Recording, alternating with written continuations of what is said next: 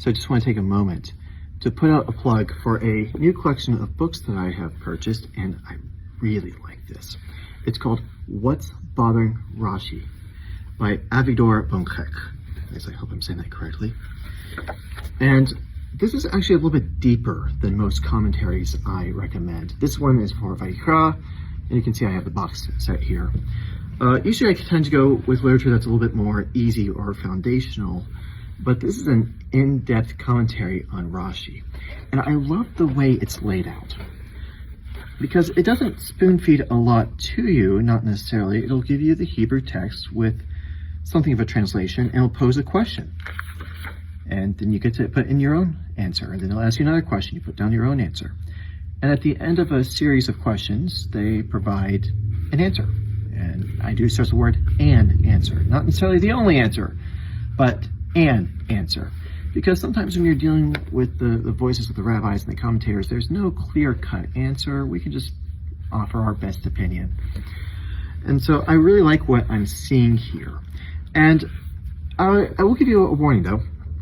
A lot of things here, you'll see there's use of Hebrew without vowel marks. A lot is left untranslated. If you're like me, you prefer that.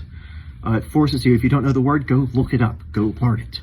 And I think that if you are in the realm of Messianic Judaism, you need to be learning the mitzvahs in Hebrew, or at least trying your best. Don't always rely on a translation.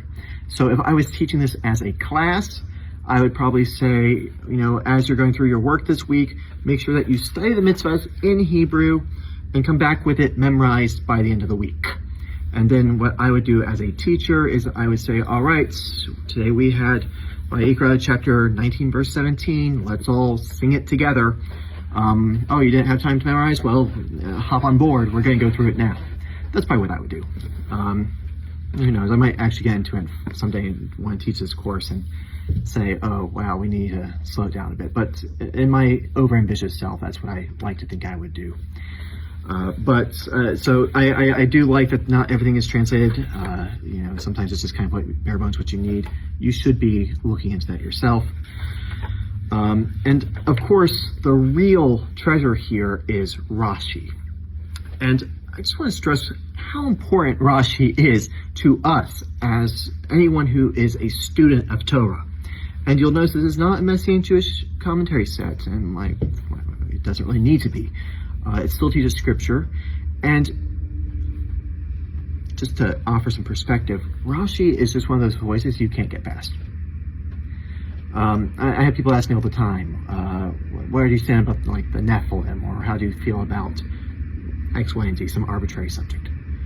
And I say, well, there's different theories, but Rashi tells us this. For example, the Nephilim were these descendants of Seth with the descendants of Cain. And what I'm doing there is I'm not just using a default authority, but in the realm of Judaism, there might be ideas, there might be several different ways of reading things, but generally speaking, Rashi is seen as the default. He's kind of the golden standard. And so being familiar with your Rashi is important if we're learning Torah, especially from a Jewish perspective, and we're coming into the house of Israel. And for a lot of us who may not have been raised as religious, understanding Rashi helps understand how we, the Jewish community, have come to read the text.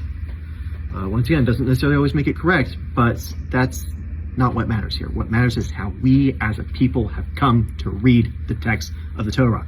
And Rashi is our golden standard. And so understand that if you want to enter into the realm of Rashi and you sometimes find him a bit overwhelming or confusing, this is a good place to start. And I understand that there's also a volume about the same series for Megillah Esther, the book of Esther. I do not have that one, so I can't speak to it. But regarding the Torah, this is a really nice commentary set. And I think that one day I hope to teach out of this, because it looks like a great resource for maybe even myself included, really pulling out some of those tricky questions. Why does Rashi do this? Why does he say this? Why does he change the text in this way? Why does he change the midrash in this way? And all those questions are there on a regular basis. So, highly recommended. for anyone who's growing in their study of Torah.